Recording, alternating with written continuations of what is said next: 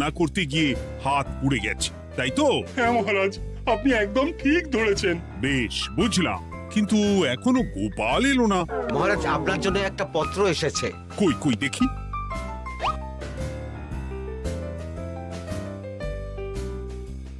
ঠিক আছে, তুমি এখন এসো।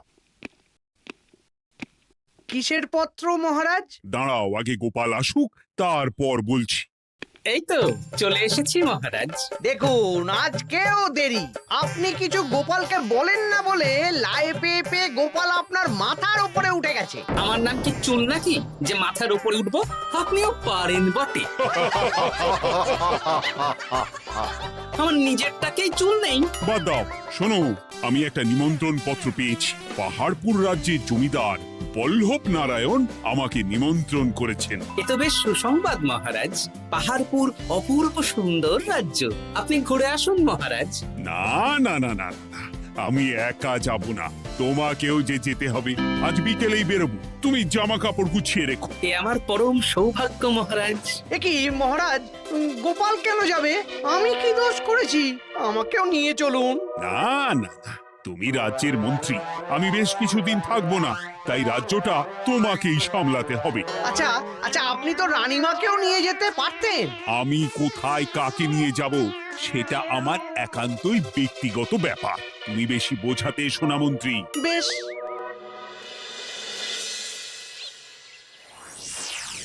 গোপাল গোপাল আর গোপাল, এই গোপালের জন্যে আমাদের কপালটাই মন্দ থেকে গেল।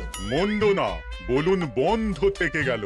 সব সুযোগ ওই গোপাল পাবে, আর আমাদের বেলা ছাই। আজকেও গোপাল রাজসভায় দেরি করে এলো, তবুও বেটাকে মহারাজ কিছু বললেন না। বলবে কি? উল্টে মহারাজই তো গোপালকে ঘুরতে নিয়ে যাচ্ছেন। পাহাড়পুরে গিয়ে ভালো মন্দ আহার করবে গোপাল, আর আমি রাজ্য পাহারা দেব। হ্যাঁ, ঘেন্না ধরে গেল এই জীবনে। গোপাল যতদিন আছে ততদিন কিন্তু আমরা ওই ফুলে ফেপে উঠতে পারবো না। গোপালের যেন 7 খুন মাফ। আমরা তো বানের জলে ভেসে এসেছি। আপনি তো গোপালকে তাড়ানোর অনেক চেষ্টা করেছেন, কিন্তু কিছুতেই কিছু হয়নি। হবে কি করে? গোপালের একে ওই ক্ষুরোধার বুদ্ধি, তারপর মহারাজের উপর অগাধ বিশ্বাস, দুটো মিলেমিশে এক হয়ে গেছে। মাঝে মাঝে তো মনে হয় বেটাকে মেরেই ফেলি। আমার দু চক্ষের বিষ।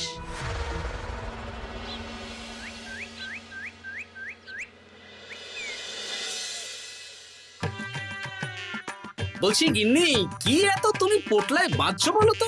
এত দূরের রাস্তা, তাই শুকনো খাবার ভালো করে বেঁধে দিচ্ছি। হ্যাঁ, তা কি কি দিয়েছো শুনি? ভিজে চিড়ে দিয়েছি, মুড়ি, নারকোল কুচো, চিনি দিয়েছি। হ্যাঁ, ব্যাস, আর কিচ্ছু দিতে হবে না। আমার সাথে তো মহারাজও যাচ্ছেন। আমি একটু বেশি করে দিয়েছি গো। দূর, সে কথা বলিনি। মহারাজ যাচ্ছেন তো, তাই মহারাজও নিশ্চয়ই রাজবাড়ি থেকে ভালো মন্দ খাবার নিয়ে আসবেন। যে যার নিজের তালে থাকে। কি আর করবো গিন্নি, উদরকে আদর করে যা সুখ, তার অন্য কিছুতে নেই। বেশ বেশ, সাবধানে যেও। হ্যাঁ, তুমিও সাবধানে থেকো কিন্তু। আর নাতনি নাতনিগুলো এলে তাদের জানিয়ে দিও যে দাদু বেশ কিছুদিন থাকবে না। ঠিক আছে গো, ঠিক আছে। সাবধানে যাবেন মহারাজ।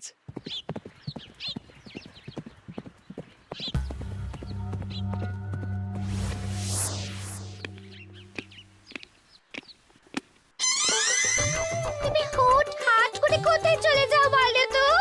আমি বিকেলে তোমার জন্য মুচমুচে বেগুনি ভেজেছি।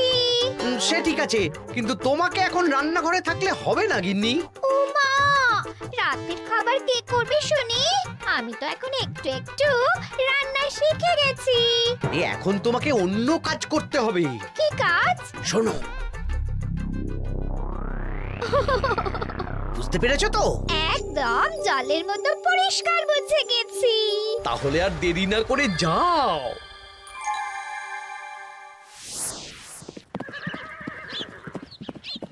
মহারাজ, একটা কথা বলতে পারি? বলো গোপাল। আমরা পাহাড়পুর জমিদার বাড়িতে যাচ্ছি কেন? তুমি তো জানো আমাদের সেনাপতি এখন একা একাই নিজের সংসার সামলায়। হ্যাঁ, ওই ঘটনার পর থেকে তো সেনাপতির জন্য ভালো পাত্রীও পাওয়া যায়নি। পাহাড়পুরের জমিদার বল্লভ নারায়ণের একমাত্র কন্যা এখন বিবাহযোগ্যা।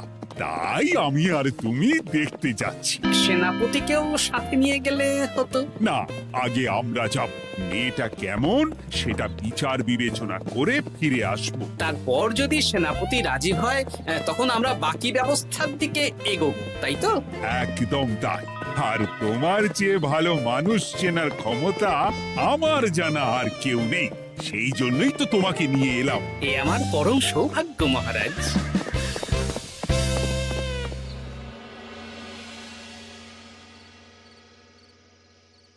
প্রণাম রানীমা। আরে মন্ত্রী গিন্নি যে, বলো বলো। এই কিছু বেগুনি ভেজেছি, তাই আপনার জন্য নিয়ে এলাম রানীমা। সরলা, তুমি ওটা রান্নাঘরে নিয়ে যাও। আচ্ছা রানীমা। ওমা, এই গয়নাটা পরে কি সুন্দর লাগছে আপনাকে। নতুন নিলেন? না না, বছরখানেক আগে বিবাহ বার্ষিকীতে মহারাজ গড়িয়ে দিয়েছিলেন। একটা কথা বলবো রানীমা? বলো না, কি বলবে? আমার মনে হয় আপনাকে আমাদের মহারাজ না আর আগের মতন ভালোবাসেন না। এই কি কথা বলছো তুমি? খোলা চোখে যা মনে হয় তাই বলেছে রানীমা। এই দেখুন না, মহারাজ হঠাৎ পাহাড়পুরে ঘুরতে চলে গেলেন আর আপনাকে নিয়ে গেলেন না। নিশ্চয়ই কোনো কাজ আছে, তাই আমাকে নিয়ে যাননি। ওই তো, এত ছাড় দিয়েছেন বলেই তো পার পেয়ে বসেছে। অপরাধ নেবেন না রানীমা। মহারাজ সব ব্যাপারে শুধু গোপাল আর গোপাল, কিন্তু বাড়িতে যে আপনিও আছেন সেটা মহারাজ খেয়ালই করেন না। আসলে গোপালকে মহারাজ খুবই স্নেহ করেন তো। আপনি আগে না গোপাল আগে? পাহাড়পুর তো এত সুন্দর জায়গা, চারিদিকে পাহাড়, পাহাড় থেকে নেমে আসছে নদী।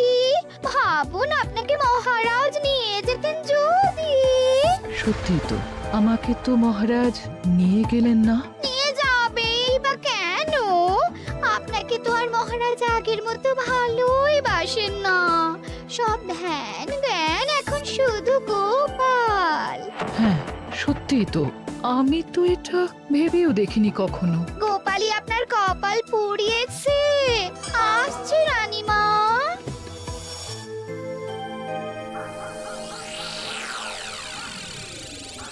কি গো গিন্নি, আমি যেমন যেমন বলেছি তুমি তেমন তেমন রানীমাকে বুঝিয়েছো তো? হ্যাঁ হ্যাঁ, আমি একেবারে এমন ভাবে কানে পুষ্পন্ত ঢেলেছি, রানীমার কান মাথা সব সব ভরে গেছে। এবার শুধু মাঝে মাঝে ইন্ধন জুগিয়ে যেতে হবে, বুঝলে? তারপরে তোমার পথের কাঁটা ফাঁকা হয়ে যাবে। আর একবার গোপাল সরে গেলেই আর কোনো চিন্তা নেই। দু হাত ভরে রোজগার করবে গো।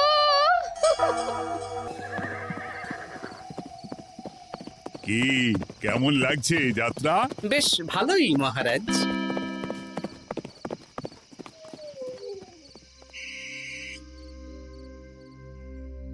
রানীমা, খাবার কি আমি এই ঘরে নিয়ে আসবো?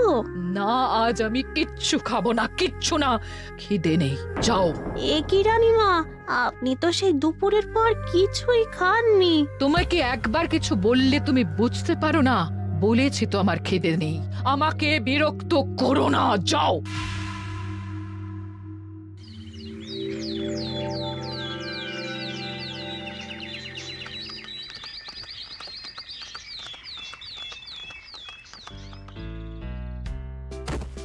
আসুন মহারাজ কৃষ্ণচন্দ্র, আসুন আসুন আসুন।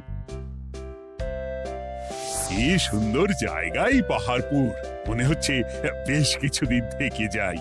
তা থেকে যান না।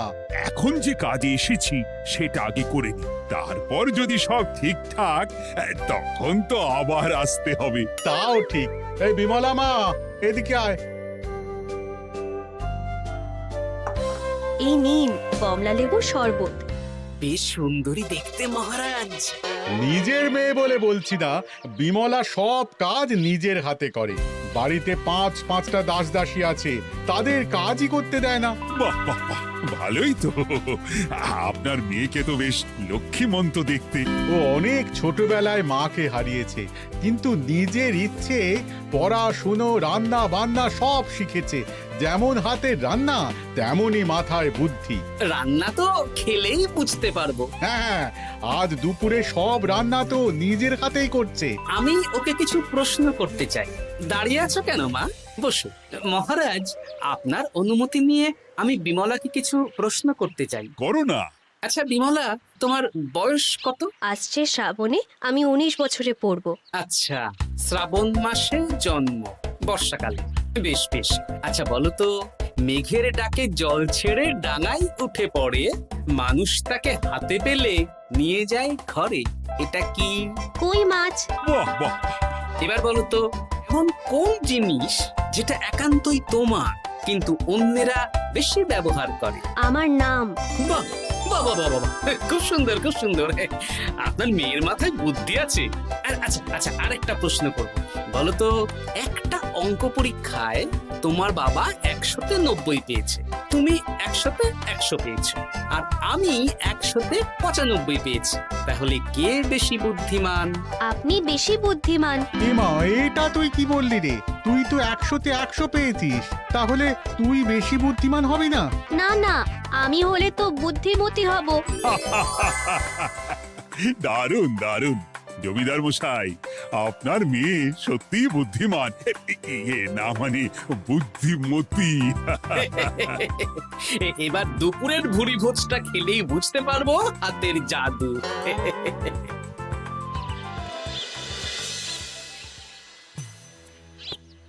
রানীমা, বেলা হয়ে গেছে, এভাবে না খেয়ে থাকবেন না, আপনার শরীর খারাপ করবে। তোমাদের মহারাজ আসুক, তারপরে খাবো। যতদূর জানি মহারাজ আগামীকাল সকালে ফিরবেন। বেশ, আমাকে একটু শরবত করে এনে দাও, আর কিছু খাবো না। আচ্ছা রানীমা। বুঝলি, আজ পুকুর ঘাটে গিয়ে যা শুনলাম না। কি শুনলে? রানীমা গতকাল বিকেল থেকে কিচ্ছু খাচ্ছেন না, মহারাজের ওপর রাগ করে। এখন রানীমার রাগ, এরপর ভাগ গোপাল ভাগ।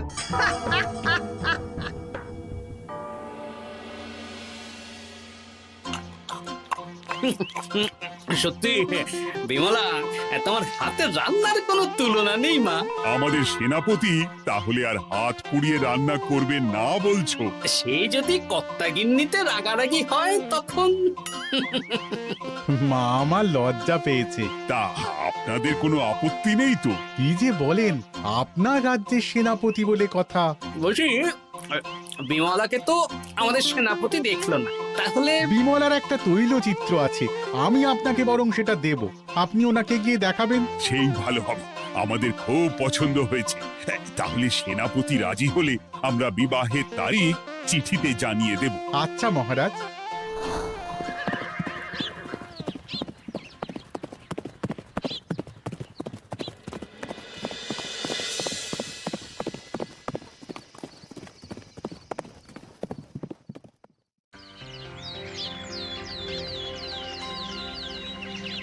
মহারাজ, আমি তাহলে আসি। যাওয়ার পথে আমি সেনাপতির সাথে কথা বলে নেব। হ্যাঁ হ্যাঁ গোপাল, এসো। বেশ ভালোই কাটলো পাহাড়পুরে। হ্যাঁ মহারাজ, অনেক ধকল গেছে, যান গিয়ে বিশ্রাম নিন।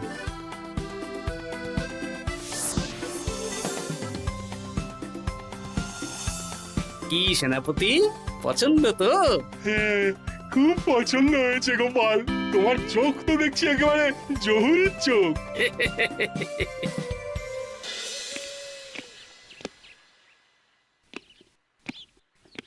চিরটা কাল আপনি ওই গোপাল গোপাল করে কাটিয়ে দিন। কি হলো? রানীমা গত পরশু থেকে কিচ্ছু খাননি, গতকাল একটু শরবত খেয়েছেন শুধু। কেন, কি হয়েছে? দেখুন মহারাজ, সহ্যের একটা সীমা আছে। আরে, আমার তো কিছুই মাথায় ঢুকছে না। মাথায় শুধু গোপাল থাকলে আমার কথা ঢুকবে কি করে মহারাজ? আপনি আমাকে আর আগের মতো ভালোবাসেন না মহারাজ। এসব কি বলছো রানী? ঠিকই বলছি, আপনি খেয়ালই করেননি যে আমি গলায় আপনার পছন্দের পান্নার হার পরেছি মহারাজ? আরে আমাকে বলার সুযোগ দেবে তো। দেখুন, আপনি পাহাড়পুরে ঘুরতে গেলেন, গোপালকে নিয়ে গেলেন। আমারও মনে হয় কোথাও ঘুরতে যাই মহারাজ। আরে গোপালকে নিয়ে যাওয়ার প্রয়োজন ছিল, তাই নিয়ে গেছি। গোপাল তো আপনার প্রিয়জন, তাই ওকেই আপনার প্রয়োজন। আমি তো কেউ না। দেখো, গোপাল আমার সব বিপদে আপদে পাশে থাকে, তাই ওকে ভরসা করি, সেটা তো তুমি খুব ভালো করে জানো। আজকের পরে হয় গোপাল থাকবে, না হলে আমি থাকবো। না না না, এ হতে পারে না। গোপালকে আমি সরাতে পারবো না, আর কাউকে সরানোর জন্য কোনো কারণ তো চাই। আর কারণ যদি আমি দিয়ে দিই? কি কারণ? আপনি গোপালকে বলবেন আমার সাথে আপনার ঝগড়া হয়েছে। বেশ, তাতে কি? আপনি গোপালকে বলবেন ও যেন আমাকে বলে আপনার কাছে ক্ষমা চাওয়ার জন্য, আর আমি ক্ষমা চাইবো না। ব্যাস, আপনি এই সামান্য কাজটা গোপালকে করতে না পারার জন্য ওকে তাড়িয়ে দেবেন, ওকে মাত্র 7 দিন সময় দেবেন। ব্যাস। ঠিক আছে, আমি এক্ষুনি গোপালকে ডেকে পাঠাচ্ছি। দেখো গোপাল, এখন যদি রানী আমার কাছে ক্ষমা না চায়, তাহলে কিন্তু আমি বাধ্য হব তোমাকে রাজসভা থেকে তাড়িয়ে দিতে। আচ্ছা মহারাজ, বুঝেছি। রানীমা আপনার কাছে ক্ষমা চাইবেন, কিন্তু তার জন্য আপনাকে আমার কথা মতো কিছু কাজ করতে হবে মহারাজ। কি কাজ বলো? বুঝেছেন? হ্যাঁ। না গোপাল, আমি মহারাজের কাছে ক্ষমা চাইতে পারবো না। দেখুন রানীমা, আমার মনে হয় আপনার ক্ষমা চাওয়াই উচিত।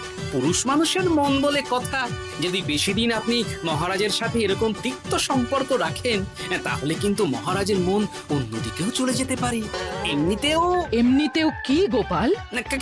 কিছু না রানীমা, শুধু এটুকু জেনে রাখুন, রাজবাড়ির মাঠে বাঁশ বাঁধা হবে। মানে কেন?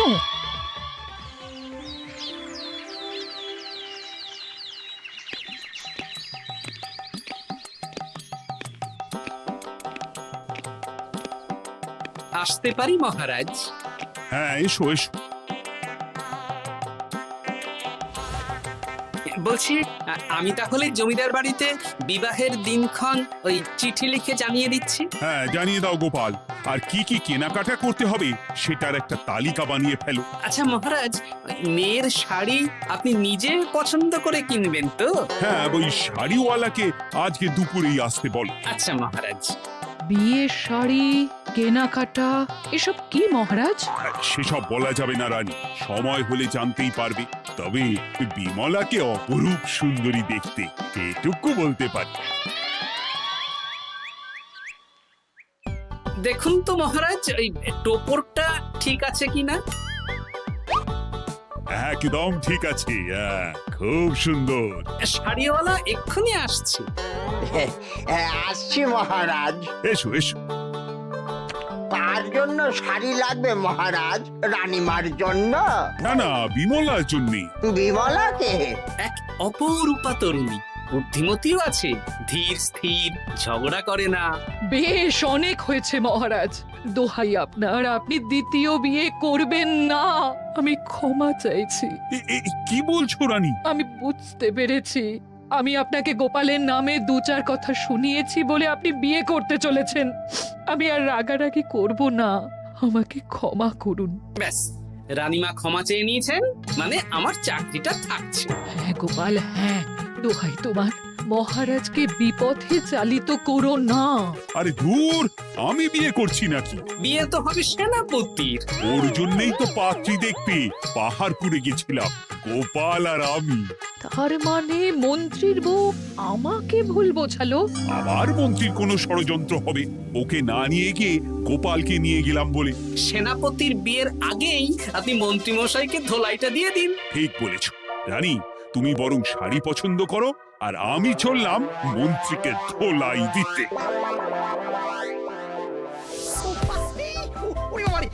তুমি এত নীচ, হ্যাঁ? তোমার গিন্নিকে দিয়ে রানীর কানে বিষ ঢালা। ভুল হয়ে গেছে, ক্ষমা করে দিন। এখন মন্ত্রী মশাই ভ্যাঁ করছেন, কদিন পরে সেনাপতির বিয়েতে প্যাঁ হবে ছাদনা তলায়।